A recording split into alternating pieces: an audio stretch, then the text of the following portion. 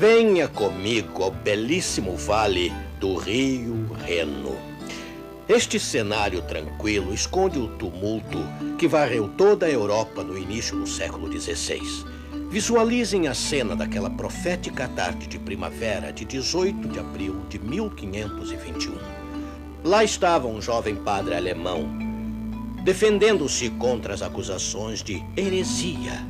Ao seu redor estavam príncipes, orgulhosos nobres, honrados generais e líderes da igreja.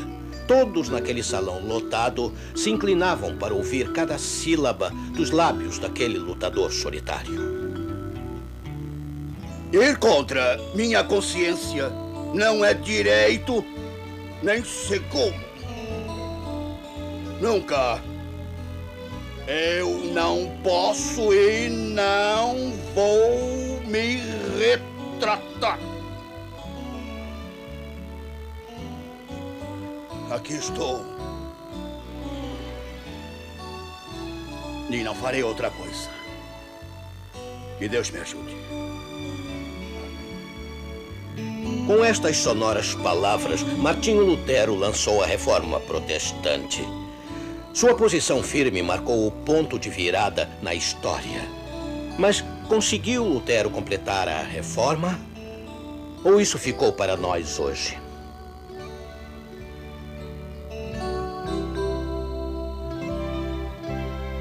Está escrito,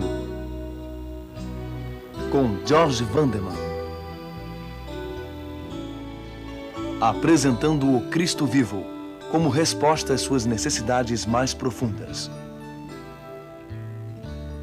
Hoje, o que eu gosto nos luteranos?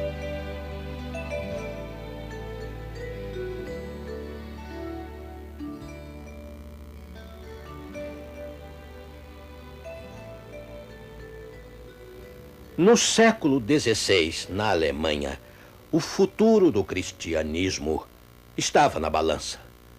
Lutero, um professor universitário, tinha desafiado a pretensão da igreja de controlar a fé pessoal. E seus ensinamentos provocaram um tumulto religioso e político através de todo o território conhecido como Sagrado Império Romano. Alguma coisa tinha que ser feita para deter a crise. Finalmente, o imperador Carlos V intimou Lutero a comparecer perante o Conselho Geral aqui em Worms. O Palácio Imperial ficava neste lindo terreno, mas não existe mais. A poucos metros daqui está onde Lutero ficou naquele dia. E foi deste lado que o imperador sentou-se. Embora não se saiba hoje as palavras exatas de Lutero em seu julgamento, não existe dúvida quanto à sua mensagem. A consciência deve dar contas somente a Deus. A salvação é gratuita e é pela fé apenas. A Bíblia é a fonte de autoridade espiritual e não a tradição da igreja ou os decretos de seus líderes. Como vê, esta era a verdade que havia se perdido há séculos. Tinha chegado a hora de trazê-la de volta. Lutero ficou sozinho em Worms. O imperador zombou. Este homem jamais fará de mim um herege. Como se esperava, o conselho condenou Lutero. Ele foi proibido de lecionar e seus direitos civis foram cassados. Seus livros foram queimados. Mas a mensagem que eles continham resistiu à fumaça e às chamas. Mas a despeito do escárnio generalizado e da perseguição, a mensagem de Lutero entrou no coração do povo comum. E somente 8 anos após o conselho em Worms, um grupo de príncipes alemães se colocou do lado de Lutero. Eles formaram uma aliança protestando contra a tentativa da igreja de esmagar a reforma. E desse protesto dos príncipes, na cidade de Spires, em 1529, nasceu o termo protestante. E os ensinamentos de Lutero logo se espalharam por toda a Europa, especialmente na Escandinávia. Os seguidores de Lutero cruzaram o Atlântico no início da história colonial. Na Baía de Hudson, em 1619, eles celebraram seu primeiro Natal na América. E as primeiras igrejas organizadas pelos imigrantes luteranos pobres eram geralmente pequenas, faltando pastores. Mas à medida que os colonizadores luteranos continuaram vindo para os Estados Unidos, a denominação cresceu rapidamente. Congregações começaram a se unir em grupos conhecidos como sínodos. Os luteranos americanos estão hoje divididos entre uma dúzia de sínodos. Alguns desses sínodos contêm a grande maioria dos mais de 8 milhões de luteranos. Outras fusões estão em andamento. A Igreja Luterana na América, o maior grupo, e a Igreja Luterana Americana, a terceira maior, se uniram. A Associação das Igrejas Evangélicas Luteranas juntou-se a eles. Agora, seu novo sínodo terá mais de 5 milhões de membros batizados. A segunda maior organização luterana, com 2,7 milhões de membros, está no sínodo de Missouri. Do seu quartel-general em St. Louis, eles comandam a mais antiga emissora de rádio religiosa do mundo. A Hora Luterana, sustentada pela Liga dos Leigos Luteranos, é ouvida em mais de 100 países diferentes. E o Dr. Oswald Hoffman, meu querido amigo, tem sido locutor desse excelente programa por mais de 30 anos. Agradeço a Deus por preservar seu dedicado e frutífero ministério. Conversamos com ele em St. Louis recentemente. Dr. Oswald Hoffman, de A Hora Luterana, eu pessoalmente estou feliz por tê-lo aqui hoje. Bem, Dr. Vandeman, é um privilégio estar aqui.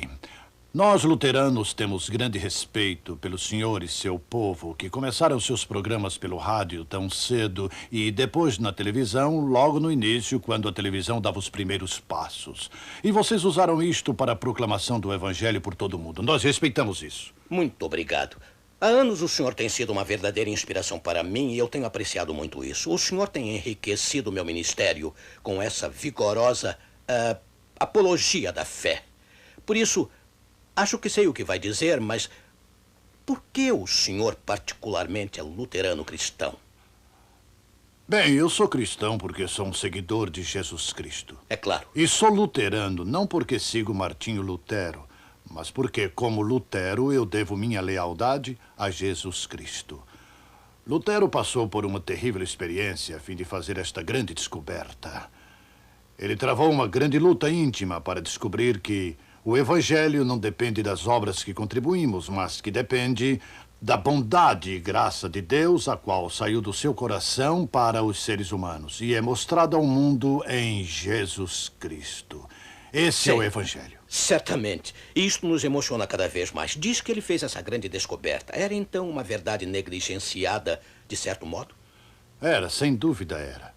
Não quer dizer que não estava lá. É verdade. Ela fizera parte da tradição da igreja desde a era apostólica. Se Martinho Lutero fosse ressuscitado hoje e estivesse de novo entre nós, ele se sentiria à vontade na igreja de hoje? Bem, eu não sei. Após 450 anos terem se passado, e não podemos ignorar esses anos, alguns problemas que existiam antes foram resolvidos nesse período. E alguns problemas novos que não existiam naquele período surgiram. E eu creio que Martinho Lutero iria avaliá-los baseado na realidade. E, ao mesmo tempo, ele daria uma olhada em nós, em todos os nossos atos, em todas as nossas organizações. Acho que ele teria alguma coisa a dizer sobre todos nós. E uma dessas coisas seria: vocês têm que ficar firmes no Senhor, vocês têm que se apegar ao Evangelho de Jesus Cristo, vocês têm que proclamá-lo com a autoridade do próprio Deus. Vocês têm que fazer isso à maneira evangélica, o que quer dizer da maneira atraente da fé que é em Jesus Cristo. Graças a Deus. E obrigado por nos dizer isto de modo tão bonito. Sim, incontáveis milhões são luteranos e participam da herança de Martinho Lutero. E eu também me considero entre eles. Há tanta coisa que eu gosto sobre a igreja luterana. Eu os admiro por colocarem a sua fé para trabalhar na sociedade.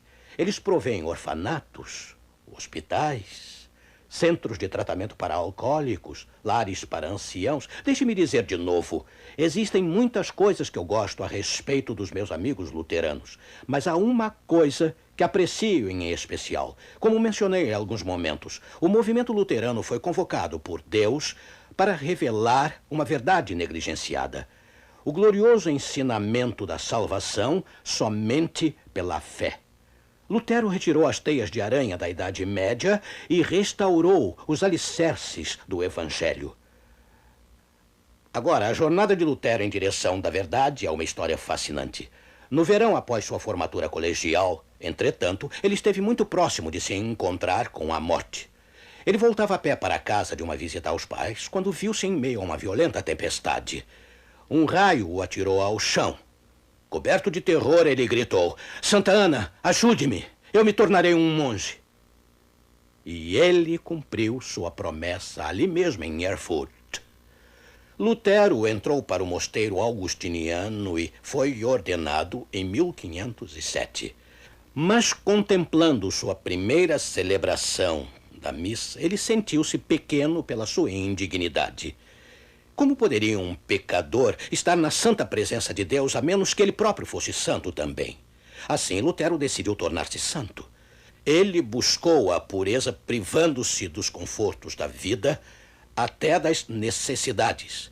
E algumas noites, lá em sua cela no mosteiro, tremendo sob o fino cobertor, ele procurava se consolar. Eu não fiz nada errado hoje. Aí sobrevinham as dúvidas. Jejuei o bastante hoje? Sou pobre o bastante? Sou puro o bastante? Nada do que ele pudesse fazer lhe trazia paz. Ele jamais estava seguro de que havia satisfeito a Deus.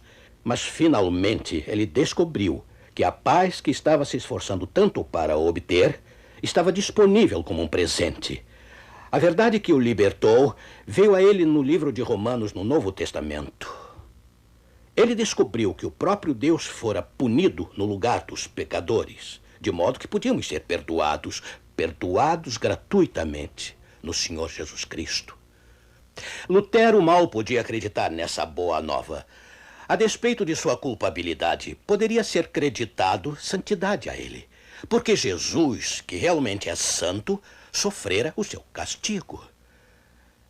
É claro, a igreja sempre havia mandado os pecadores virem a Deus para ter salvação, mas Lutero introduziu uma nova dimensão vital. Ele descobriu que os que creem, apesar de pecadores, podem ao mesmo tempo ser considerados justos. Sabe, Deus considera os pecadores santos assim que eles confiam em Jesus, mesmo antes de suas vidas revelarem boas obras. O que, é claro, ocorrerá em seguida. Romanos capítulo 4, no versículo 5, diz isso. Mas aquele que não pratica, mas crê naquele que justifica o ímpio, a sua fé lhe é imputada como justiça. Portanto, o ímpio que se entrega a Jesus é justificado. O perdão vem não por sermos santos, não pelas obras, Lutero agora sabia, mas porque confiamos em Jesus. Toda a sua vida, Lutero havia pensado que seria injusto recompensar os pecadores com a vida eterna. Assim, ele acreditava no purgatório, onde dizia-se que as imperfeições seriam purificadas após a morte para tornar os cristãos dignos do céu. Ele pensava sinceramente que no purgatório o fiel seria purificado do pecado. Assim, Deus poderia considerá-lo como o seu. Lutero também cria que o sofrimento no purgatório poderia ser abreviado através da concessão de indulgências da igreja. Essas indulgências eram concedidas àqueles que visitavam os túmulos dos santos e viam suas relíquias. Lutero pensava que esses santos tinham armazenado medidas extras da bondade de Cristo que eles podiam repartir com os pecadores. Mas agora ele aprendera que, porque todos pecaram e destituídos estão da glória de Deus. O próprio Paulo disse que todos estão destituídos. Até os santos têm que depositar suas esperanças no Senhor Jesus Cristo. E por Cristo ser nosso substituto, todos os cristãos são dignos do céu. Na cruz, Deus nos fez idôneos para participar da herança dos santos. Não é necessário o purgatório. O coração de Lutero encheu-se de alegria. Finalmente, sua consciência pesada encontrou paz. Mas o evangelho que tranquilizou sua alma detonou o conflito com a igreja. Começou a batalha sobre as indulgências. A igreja do castelo Wittenberg aqui apresentava uma coleção de relíquias famosas. Entre elas havia um espinho que garantiam ter ferido a testa de Cristo no Calvário. Bem, as relíquias eram expostas sempre no dia de Todos os Santos. Peregrinos vinham de perto e de longe até Wittenberg em busca de indulgências. Oh, como Lutero ansiava divulgar as boas novas que o haviam libertado daquilo. Assim, no dia 31 de outubro de 1517, na véspera do dia de Todos os Santos, ele afixou uma lista de 95 objeções às indulgências da porta da igreja do castelo em Wittenberg. Elas foram escritas no estilo claro, conciso e sem cerimônias. Aqui mesmo de Wittenberg, deste mesmo púlpito, o reformador desafiava qualquer um a debater com ele. Os santos não têm créditos extras, ele clamava, e os méritos de Cristo estão disponíveis livremente. Se o Papa tem poder para livrar qualquer um do purgatório, por que em nome do amor ele não abole o purgatório, livrando todo o mundo de lá? Bem, cópias das teses de Lutero se espalharam por toda a Europa. E, é claro, desencadearam uma tempestade.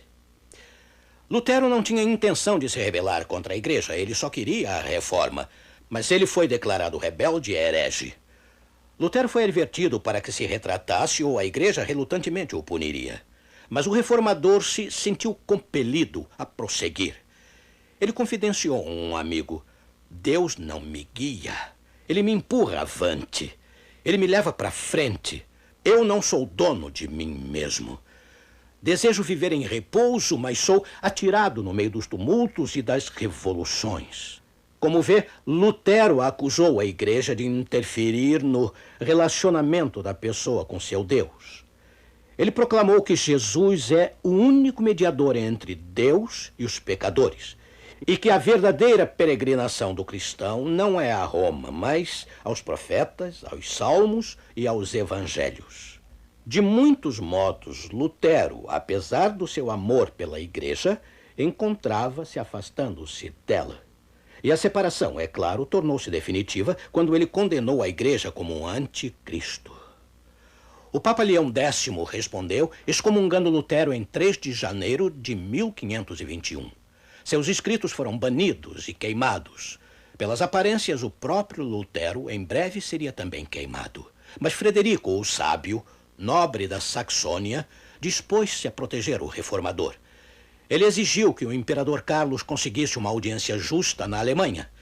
Carlos concordou finalmente com ela em Worms. E quando Lutero recusou retratar-se, seus amigos, por segurança, o esconderam no castelo Wartburg, aqui nesta colina, atrás de mim. E durante o seu exílio, Lutero traduziu o Novo Testamento para o alemão em um dos cômodos superiores. Mais tarde, ele também traduziu o Velho Testamento. E após apenas 10 meses em Wartburg, tendo completado seu manuscrito, Lutero corajosamente voltou aqui para Wittenberg e reassumiu a liderança da reforma. Em sua ausência, os problemas aumentaram. Fanáticos tinham abusado do zelo religioso popular. E em 1525, mais complicações. Veio a Guerra dos Camponeses, uma revolta contra os príncipes. Lutero recebeu uma severa censura por se recusar a apoiar as exigências políticas dos camponeses. Sim, os conflitos acompanharam Lutero durante toda a sua vida. Algumas vezes o reformador errou no julgamento.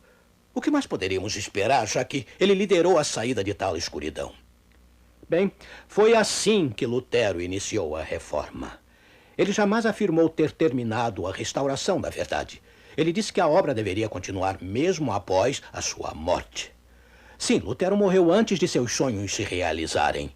Sabe, os problemas da igreja haviam se desenvolvido durante os séculos e seriam necessários séculos de reforma para solucioná-los. E a luta da fé ainda não está terminada, mesmo hoje. Você alguma vez se perguntou por que a igreja caiu na Idade Média? Bem, houve muitos fatores, é claro, mas deixe-me falar um pouco do passado. Nos primeiros dias do cristianismo, após a morte dos apóstolos, ocorreram alguns fatos muito tristes. A igreja se afastou da sua fé pura e se afastou da verdade bíblica. Ora, isto foi triste, mas era de se esperar. O apóstolo Paulo havia predito isso. Ele disse que após a sua morte, a heresia dominaria a igreja. Isto ocorreu exatamente como as escrituras haviam predito. Não aconteceu da noite para o dia. A deterioração da verdade levou séculos. Tendo, portanto, falhado ao perseguir a igreja, o inimigo mudou sua tática.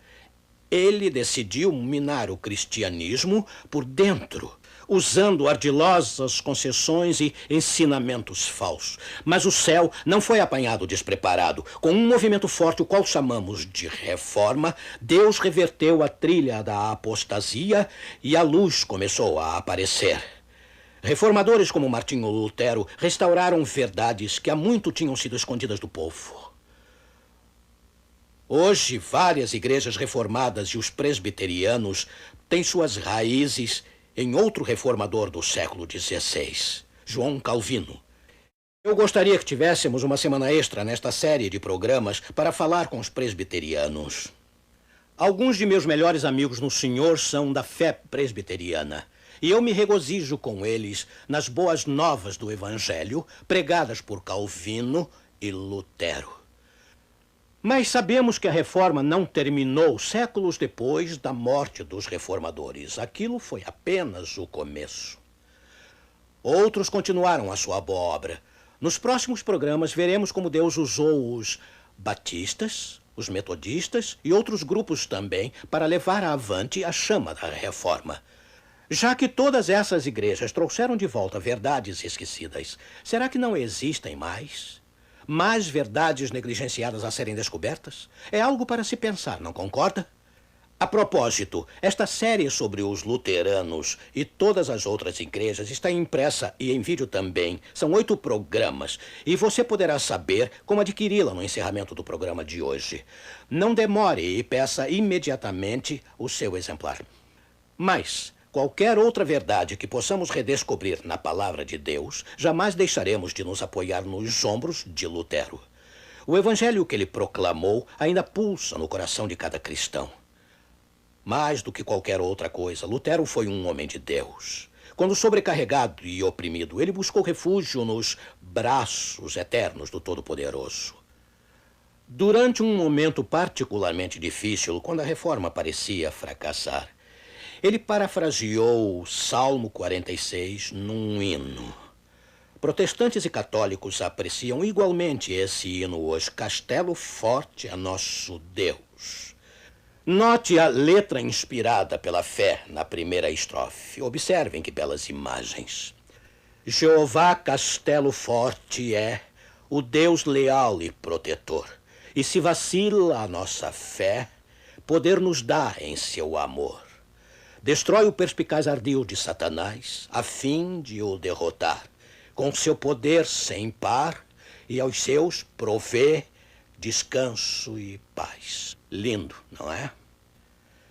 Pense nisso. Satanás já está derrotado pelo poder maravilhoso de Jesus Cristo.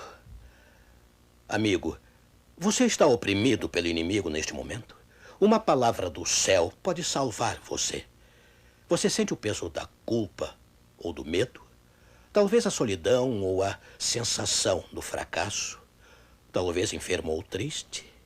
Deixe-me garantir-lhe o seguinte: o mesmo Deus que guiou e sustentou Martinho Lutero ama você do mesmo modo hoje.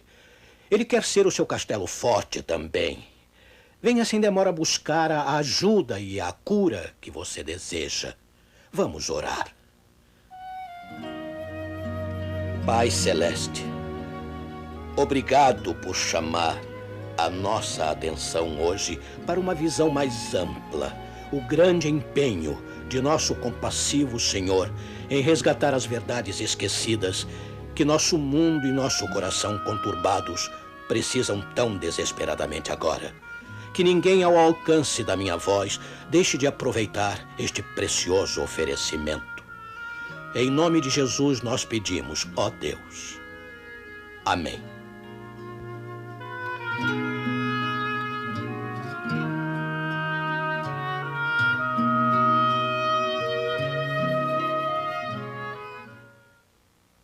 Temos o prazer de lhe oferecer um presente, uma série de estudos sobre a Bíblia. Esta série tem o objetivo de motivá-lo a conhecer a Deus e viver a paz e a esperança que o relacionamento com Ele pode dar. Esses estudos mostram com clareza as respostas para as mais importantes dúvidas como: por que Deus permite o sofrimento? Será que as profecias podem me fazer entender o mundo e a vida? Como posso ser feliz? Bem, Estas e outras centenas de perguntas vitais têm resposta. Este curso inteiramente grátis foi preparado especialmente para você.